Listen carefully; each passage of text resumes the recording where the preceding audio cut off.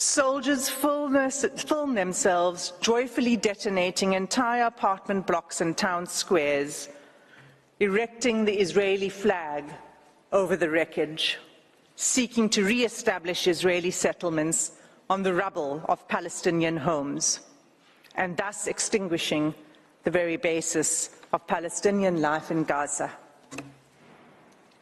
Second, together with the forced displacement, Israel's conduct has been deliberately calculated to cause widespread hunger, dehydration, and starvation. Israel's campaign has pushed Gazans to the brink of famine. An unprecedented 93% of the population in Gaza is facing crisis levels of hunger. Of all the people in the world currently suffering catastrophic hunger, more than 80% are in Gaza. The situation is such that the experts are now predicting that more Palestinians in Gaza may die from starvation and disease than airstrikes. And yet Israel continues to impede the effective delivery of humanitarian assistance to Palestinians, not only refusing to allow sufficient aid in, but removing the ability to distribute it through constant bombardment and obstruction. Just 3 days ago, on 8 January, a planned mission by UN agencies to deliver urgent medical supplies and vital fuel to a hospital and medical supply center was denied by Israeli authorities. This marked the 5th denial of a mission to the center since 26 December, leaving 5 hospitals in northern Gaza without access to life-saving medical supplies and equipment. Aid trucks that are allowed in are seized upon by the hungry. What is provided is simply not enough.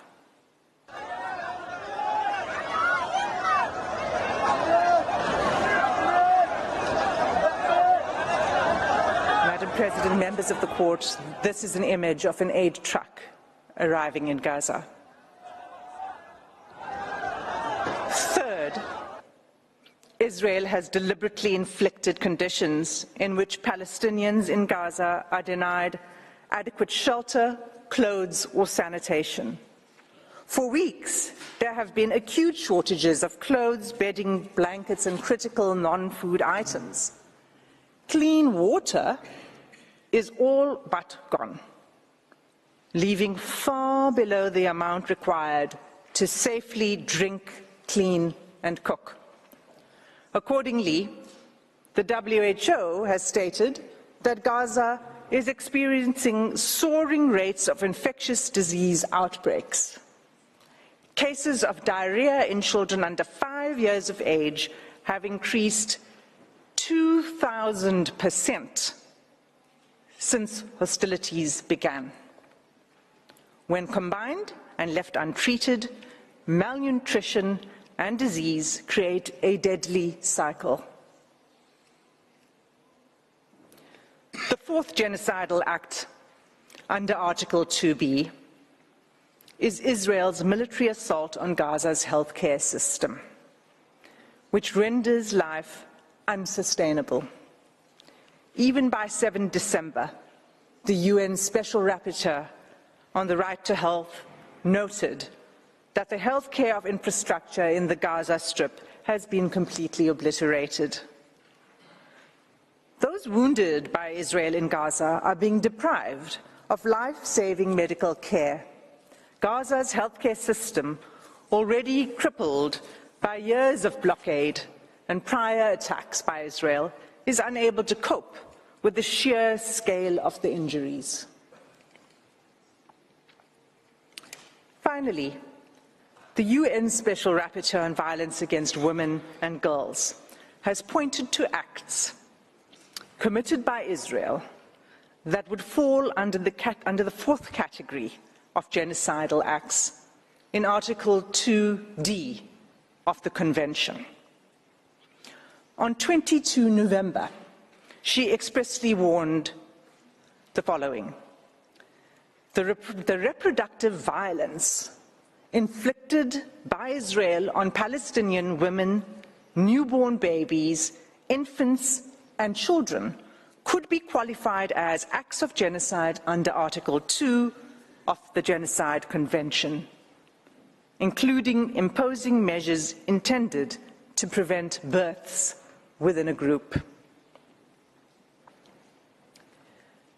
Israel is blocking the delivery of life-saving aid, including essential medical kits for delivering babies, in circumstances where an estimated 180 women are giving birth in Gaza each day. Of these 180 women, the WHO warns that 15% are likely to experience pregnancy or birth-related complications and need additional medical care. That care is simply not available.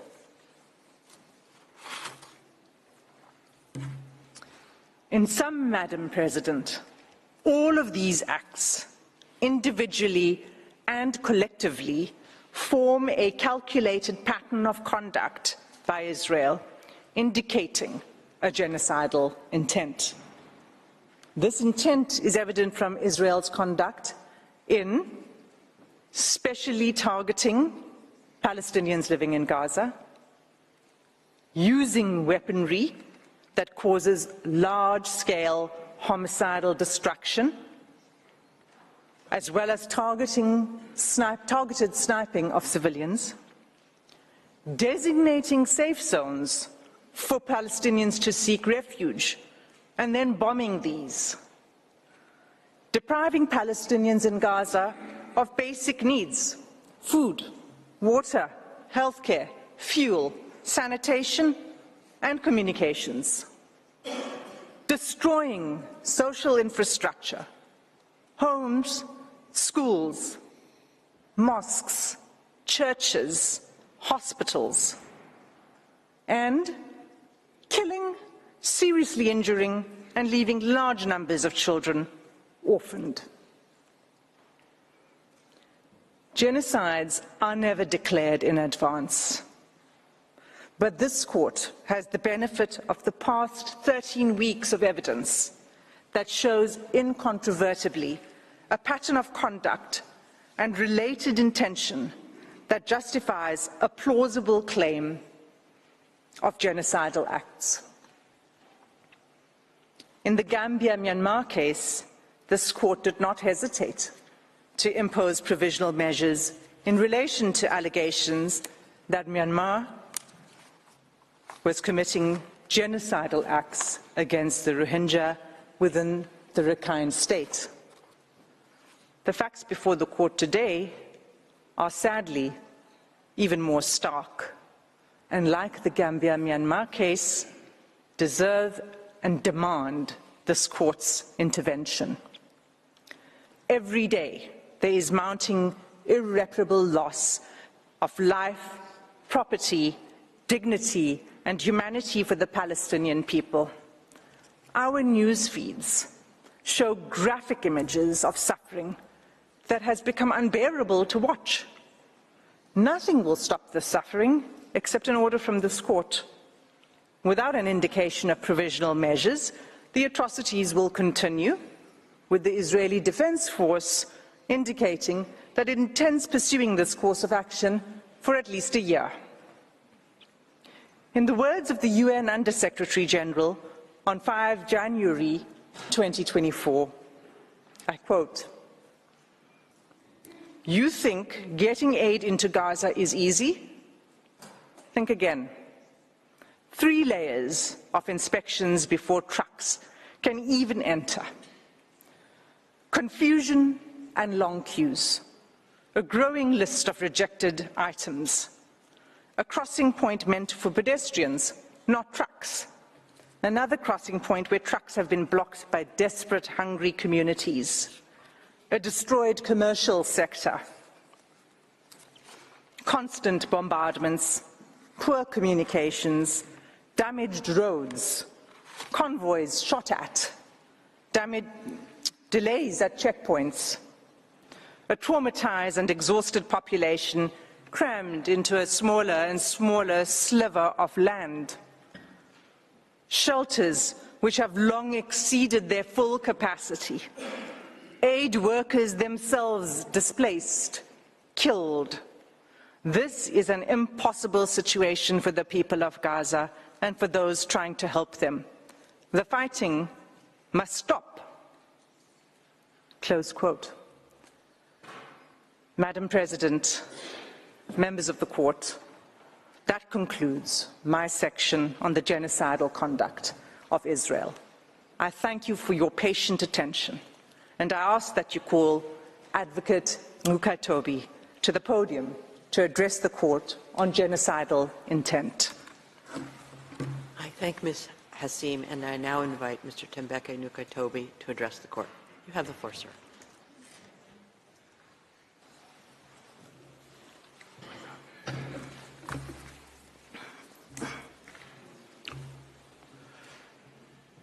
Madam President and distinguished members of the court, it is a privilege to appear before the court on behalf of South Africa. I will address Israel's genocidal intent. At this stage, the court is not required to determine that the only inference to be drawn from the available evidence is genocidal to order provisional measures, as that is to decide the merits. Rather, the assessment of the existence of an intent to destroy could be made by the court only at the stage of the examination of the merits. That some of the alleged acts may also amount to atrocities other than genocide does not exclude the finding of plausible acts of genocide. Madam President, South Africa is not alone in drawing attention to Israel's genocidal rhetoric against Palestinians in Gaza.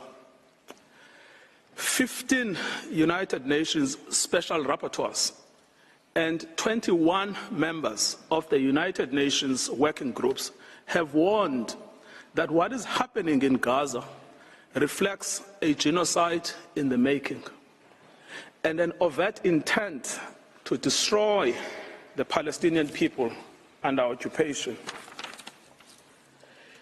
Israel has a genocidal intent against the Palestinians in Gaza. That is evident from the way in which Israel's military attack is being conducted, which has been described by Ms. Hassim as C. It is systematic in its character and form. The mass displacement of the population of Gaza, headed into areas where they continue to be killed, and the deliberate creation of conditions that, quote, lead to a slow death, unquote. There is also the clear pattern of conduct, the targeting of family homes and civilian infrastructure, laying waste to vast areas of Gaza, and the bombing, shelling, and sniping of men, women, and children where they stand, the destruction of the health infrastructure, and lack of access to humanitarian assistance.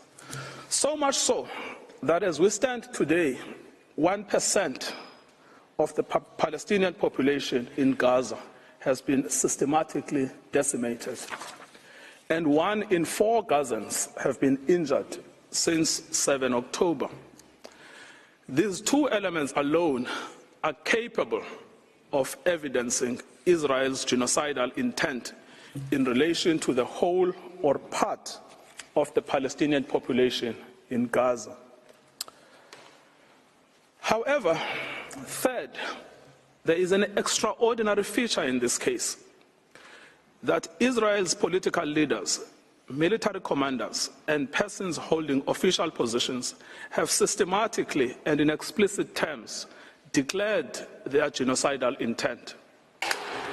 And these statements are then repeated by soldiers on the ground in Gaza as they engage in the destruction of Palestinians and the physical infrastructure of Gaza. We show this third element next. Israel's special genocidal intent is rooted in the belief that, in fact, the enemy is not just the military wing of Hamas, or indeed Hamas generally, but is embedded in the fabric of Palestinian life in Gaza. On 7 October, in a televised address, Israeli Prime Minister Benjamin Netanyahu declared war on Gaza, and I quote, "Israel had started clearing out the communities that have been infiltrated by terrorists." And he warned of an unprecedented price to be paid by the enemy. There are more than 2.3 million Palestinians in Gaza. Israel is the occupying power in control of Gaza. It controls entry, exit, and the internal movements of inside Gaza.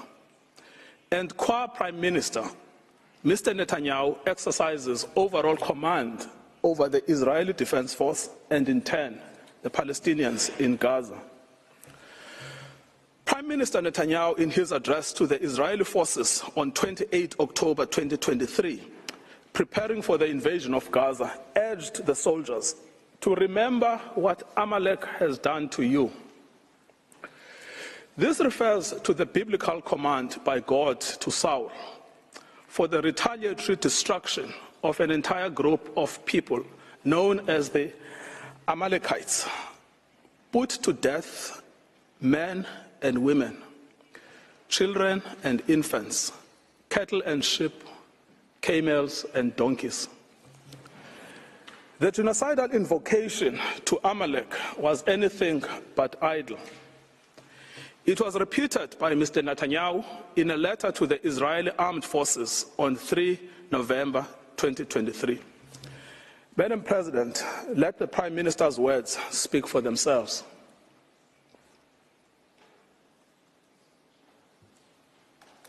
Has done to you, says our Holy Bible, and we do remember and we are fighting our brave troops and combatants who are now in Gaza or around Gaza and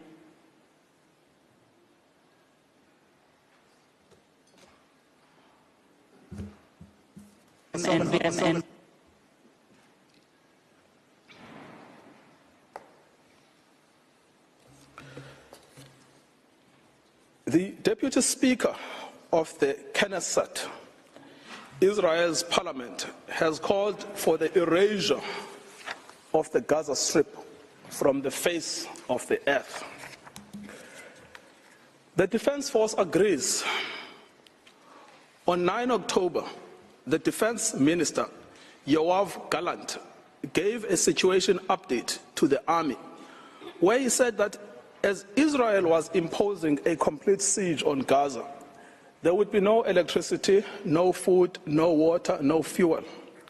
Everything would be closed because Israel is fighting human animals.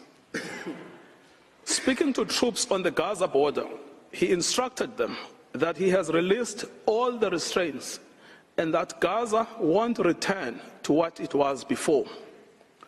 We will eliminate everything. We will reach all places. Eliminate everything. Reach all places without any restraints. The theme of destruction of human animals was reiterated by an Israeli army coordinator of government activities in the territories on 9 October 2023, who, in an address to Hamas and the residents of Gaza, stated that Hamas has become ISIS and that the citizens of Gaza are celebrating instead of being horrified. He concluded that human animals are dealt with accordingly. Israel has imposed a total blockade on Gaza. No electricity, no water, just damage. You wanted hell, you will get hell. The language of systematic dehumanization is evident here. Human animals. Both Hamas and civilians are condemned. Within the Israeli cabinet, this is also a widely held view. The Minister of Energy and Infrastructure, Israel Katz, called for the denial of water and fuel, as this is what will happen to a people of children killers and slaughterers. This admits of no ambiguity. It means to create conditions of death of the Palestinian people in Gaza. To die a slow death because of starvation and dehydration, or to die quickly because of a bomb attack or snipers, but to die nevertheless. In fact, Heritage Minister Amichai Eliyahu said that Israel must find ways for Gazans that are more painful than death. It is no answer to say that neither are in command of the army. They are ministers in the Israeli government. They vote in the Knesset and are in a position to shape state policy. The intent to destroy Gaza has been nurtured at the highest levels of state, as President Isaac Herzog has joined the ranks of those signing bombs destined for Gaza. Having previously noted that the entire population in Gaza is responsible and that this rhetoric about civilians not aware, not involved is absolutely not true, we will fight until we break their backbone. Later attempts by the President and others to neutralize this speech have not altered the sting of his words, which was to tar all Palestinians as responsible for the actions of Hamas. Nor, as I will show below, has it affected how state policy is understood within government. The Minister of National Security repeated the President's statements that Hamas and civilians are responsible in equal measure. On 10 November 2023, in a televised interview, he stated that when we say that Hamas should be destroyed, it also means those who celebrate, those who support, and those who hand out candy. They are all terrorists, and they should also be destroyed. These are orders to destroy and to maim what cannot be destroyed. These statements are not open to neutral interpretations or after-the-fact rationalizations and reinterpretations by Israel. The statements were made by persons in command of the state. They communicated state policy. It is simple. If the statements were not intended, they would not have been made.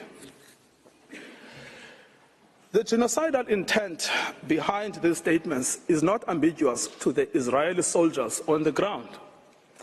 Indeed, it is directing their actions and objectives. On 7 December 2023, Israeli soldiers proved that they understood the Prime Minister's message to remember what the Amalek has done to you as genocidal. They were recorded by journalists dancing and singing. We know our motto, there are no uninvolved, that they obey one commandment, to wipe off the seed of Amalek. The Prime Minister's invocation of Amalek is being used by soldiers to justify the killing of civilians, including children.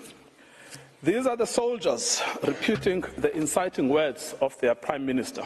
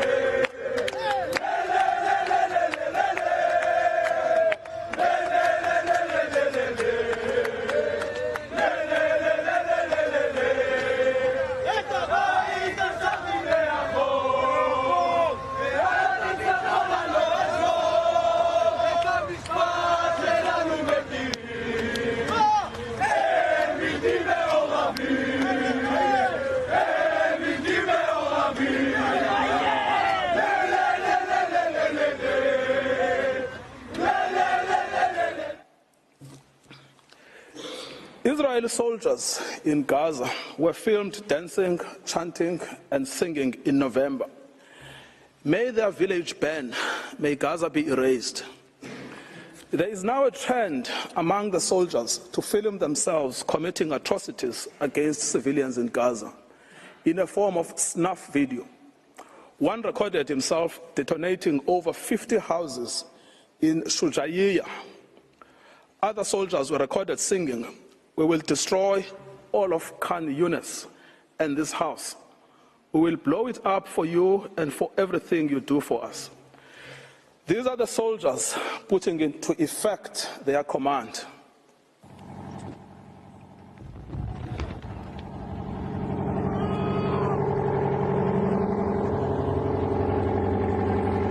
שכונת סג'אעיה ז"ל, נחל עוז, בעזרת השם יהיה לכם.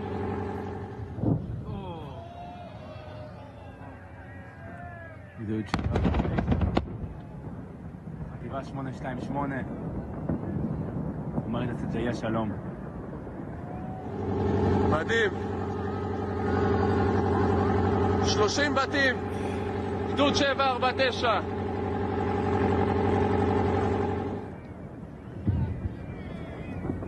כאן מתחיל הניצחון.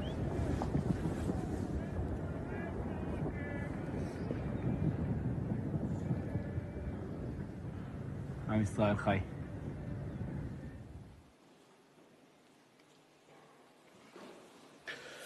The commanders of the army are also of the same mind.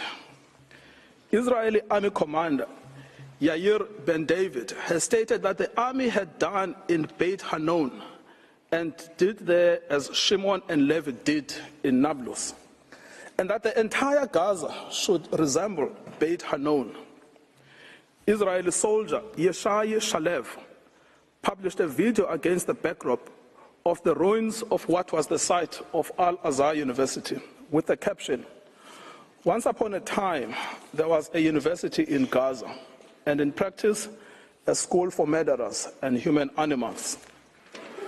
Soldiers obviously believe that this language and their actions are acceptable because the destruction of Palestinian life in Gaza is articulated state policy. Senior political and military officials encouraged without censure the 95-year-old Israeli army reservist Ezra Yachin, a veteran of the Deir Yassin massacre against the Palestinians in 1948, to speak to the soldiers ahead of the ground invasion in Gaza. In his tour, he echoed the same sentiment while being driven around in an officially Israeli army vehicle dressed in Israeli army fatigue. I quote, "Be triumphant and finish them off, and don't leave anyone behind. Erase the memory of them. Erase them, their families, mothers and children. These animals can no longer live. If you have an Arab neighbor, don't wait, go to his home and shoot him. We want to invade, not like before. We want to enter and destroy what's in front of us, and destroy houses, then destroy the one after it. With all of our forces, complete destruction, enter and destroy. As you can see, we will witness things we've never dreamed of. Let them drop bombs on them and erase them."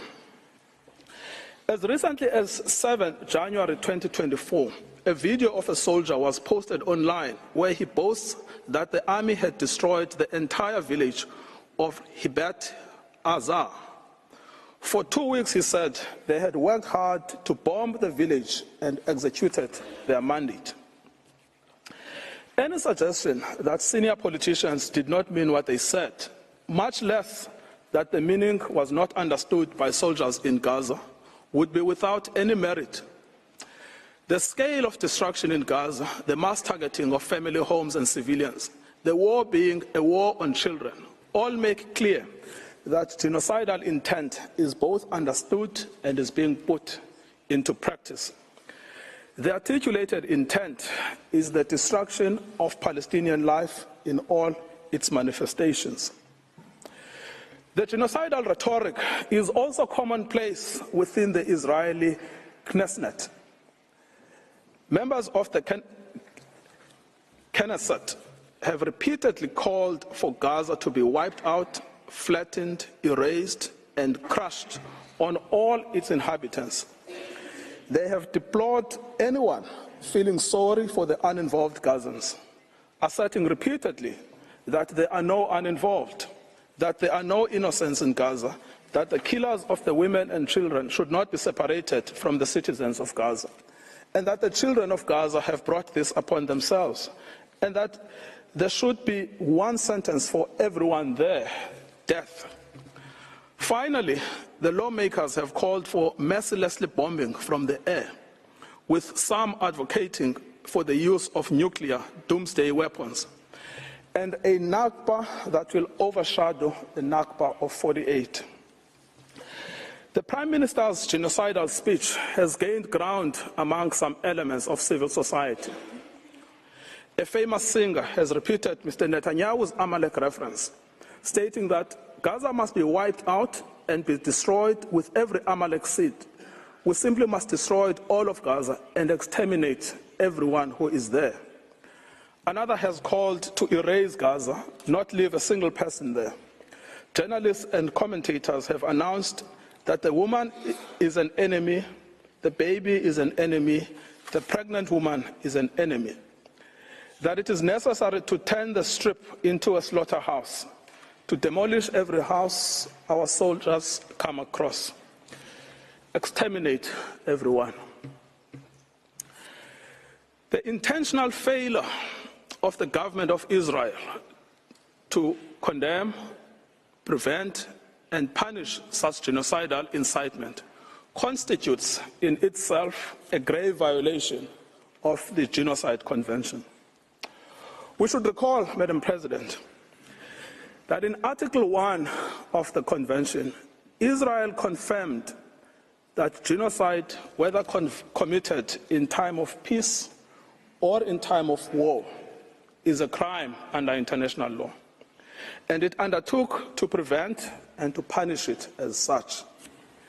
This failure to prevent, condemn, and punish such speech by the government has served to normalize genocidal rhetoric and extreme danger for Palestinians within Israeli society.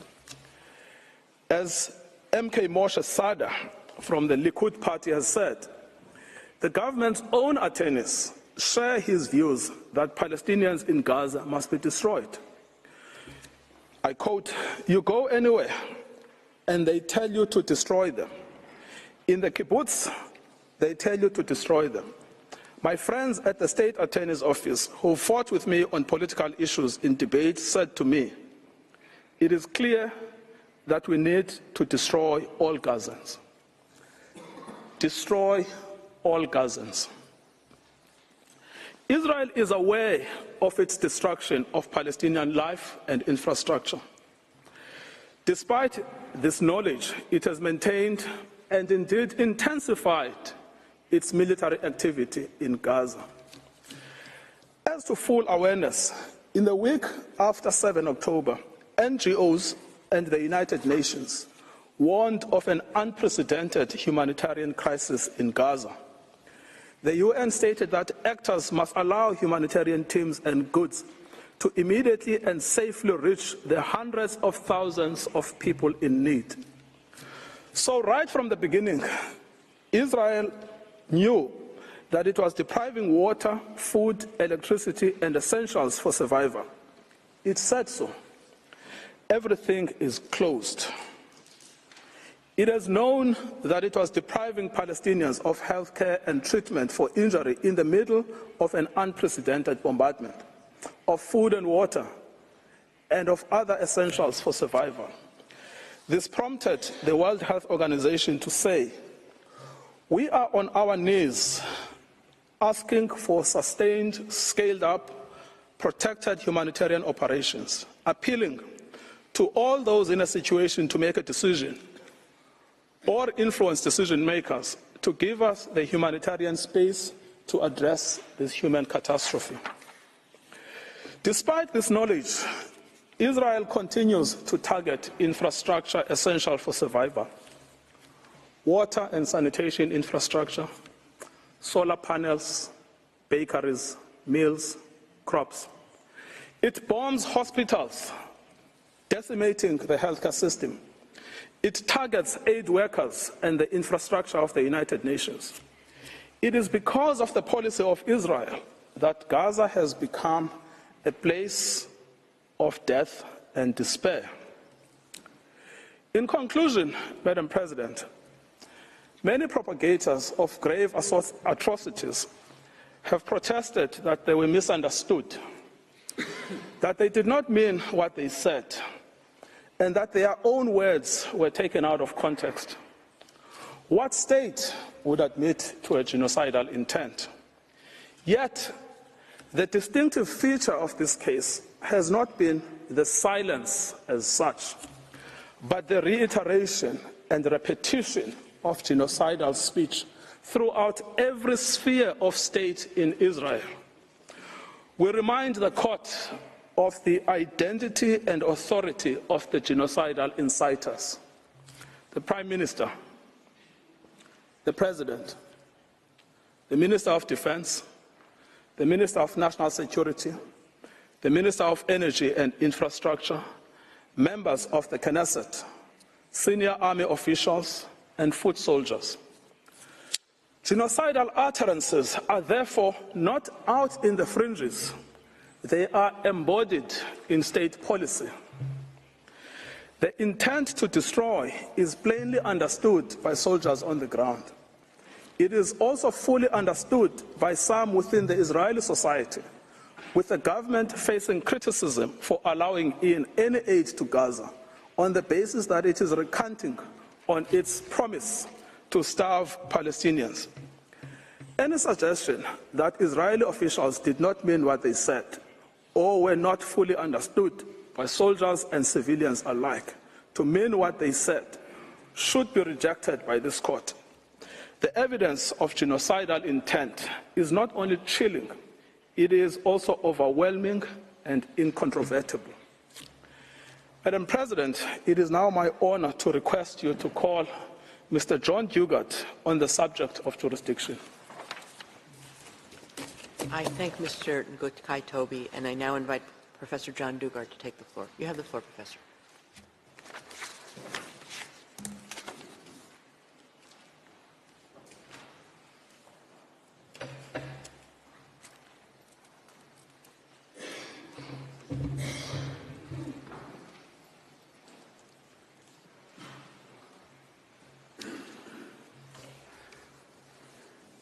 Madam President, distinguished members of the Court, it is a great privilege to appear before you today on behalf of the Republic of South Africa.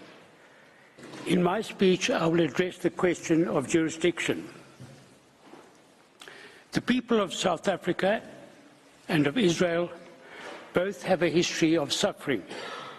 Both states have become parties to the Genocide Convention in the determination to end suffering. In this spirit, neither has attached a reservation to Article 9 of the Convention on the Prevention and Punishment of the Crime of Genocide. It is in terms of this convention dedicated to saving humanity that South Africa brings this dispute before the court. The prohibition on genocide is a peremptory norm. Obligations under the Genocide Convention are erga omnes, obligations owed to the international community as a whole. States parties to this convention are obliged not only to desist from genocidal acts, but also to prevent them. That the obligation of state parties to prevent acts of genocide is the foundation of the convention is clear from its placement in Article 1 of the Convention. Article 9 of the Genocide Convention makes it clear that state parties are guardians of the Genocide Convention.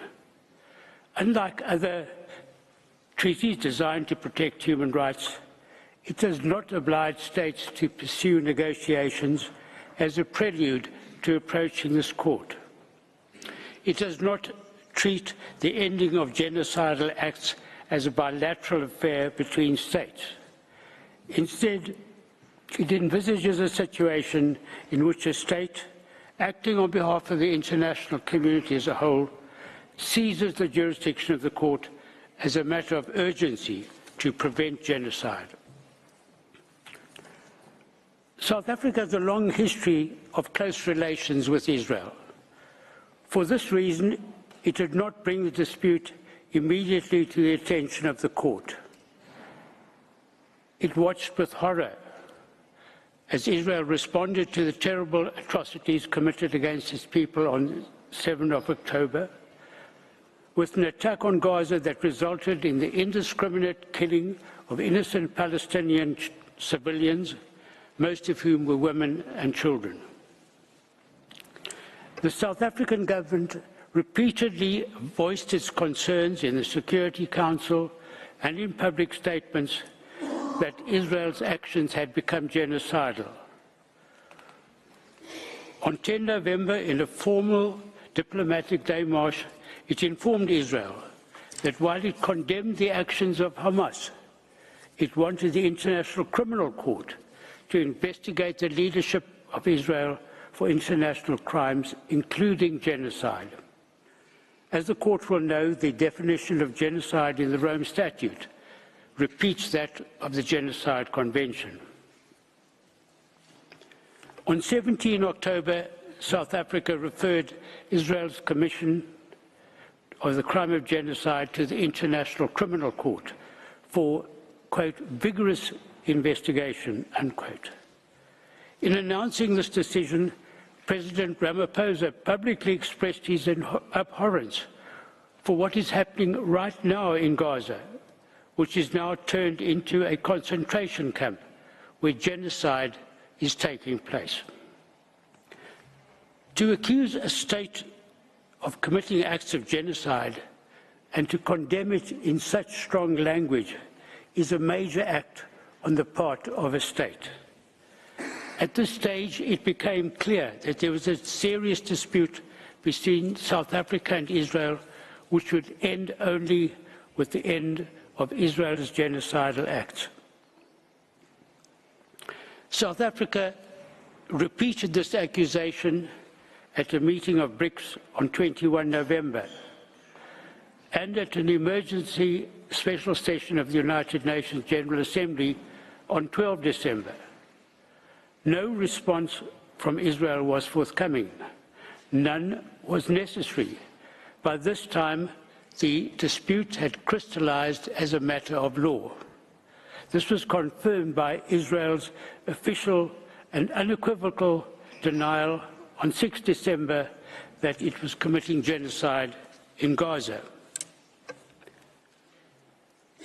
However, as a matter of courtesy, before filing the present application, on 21 December, South Africa sent a note verbal to the Embassy of Israel to reiterate its view that Israel's acts of genocide in Gaza amounted to genocide, that it, as a state party to the Genocide Convention, was under an obligation to prevent genocide from being committed.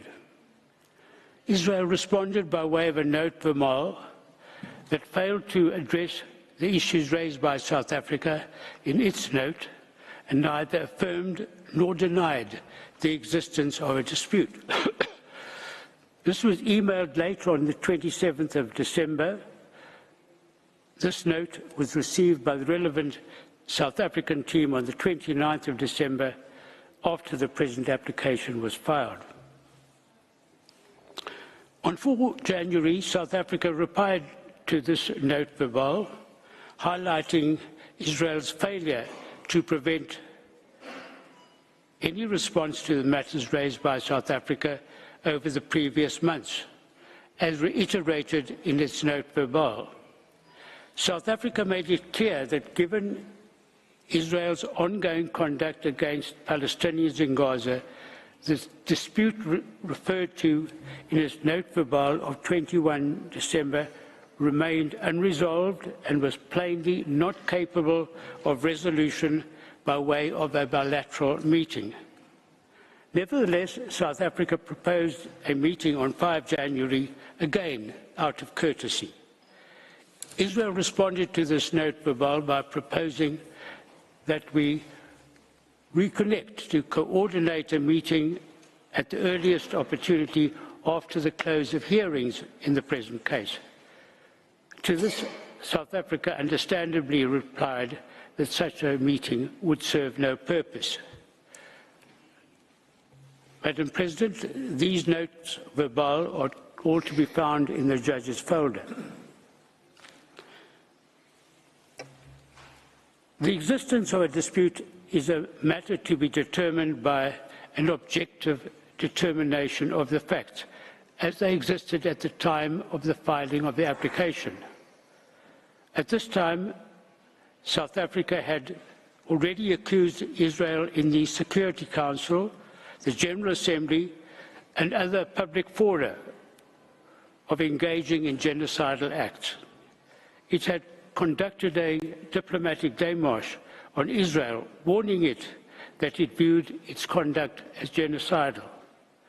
It had requested the International Criminal Court to vigorously investigate crimes under the Genocide Convention committed by Israel in the Gaza Strip, and it accused Israel inter alia of the deliberate targeting of civilians, intentionally causing starvation and impeding relief supplies. It had accused Israeli leaders of expressing, quote, the intent of committing genocide. Israel had flatly denied South Africa's accusations. Despite these harsh accusations, Israel has persisted in its genocidal acts against the population of Gaza. What more evidence could be required to establish a dispute? It is precisely because of a situation of this kind, affecting the international community as a whole, that Article 9 of the Genocide Convention does not require negotiations as a precondition to seizing the jurisdiction of the court.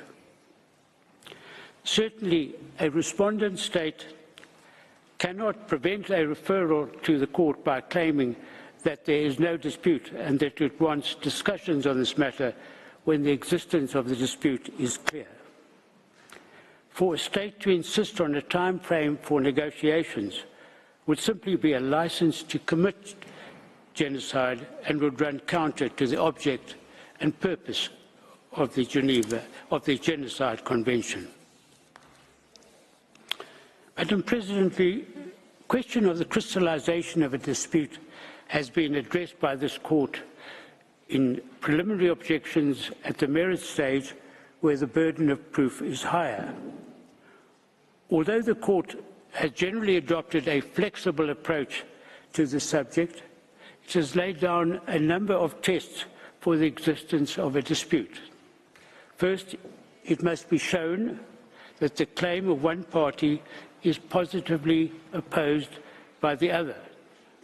Second, the date for determining the existence of the dispute is the date of the application, but subsequent conduct may be considered. 3, whether the dispute exists must be determined by an objective determination of the facts. And 4, a dispute exists when it is demonstrated on the basis of the evidence that the respondent was aware or could not have been unaware that its views were positively opposed. When these propositions are applied to the facts of this case, it is incontrovertible that a dispute exists between South Africa and Israel. South Africa strongly believes that what Israel is doing in Gaza amounts to genocide. Israel denies this and claims that such an accusation is legally and factually wrong and, moreover, is obscene. So an objective determination of the facts shows that a dispute existed on the date of the submission of South Africa's application, and this has been confirmed by Israel's subsequent statements and by its continuing conduct in Gaza. Moreover, Israel must have been aware from South Africa's public statements, the démarche, and the referral of the matter to the International Criminal Court of Israel's genocidal acts that a dispute existed between the two states. Madam President, the Court has indicated that in an application for provisional measures, it is sufficient to show that there is a prima facie basis for jurisdiction.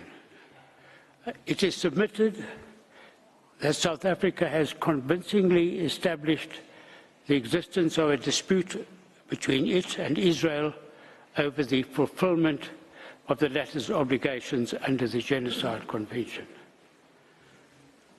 Finally, it is submitted that regard should be had to the special considerations that apply to the existence of a dispute under Article 9 of the Genocide Convention between a state that brings an application in furtherance of its obligation to prevent genocide and a state accused of committing genocide. This concludes my speech. Madam President, I thank you, the members of the Court, for your attention. I now ask you to call to the podium Professor Max du Plessis to address you on the nature of the rights requiring protection and the link between such rights and the measures requested. Thank you. I thank you, Professor Dugard. Before I give the floor to the next speaker, the Court will observe a coffee break of 10 minutes. Sitting is adjourned.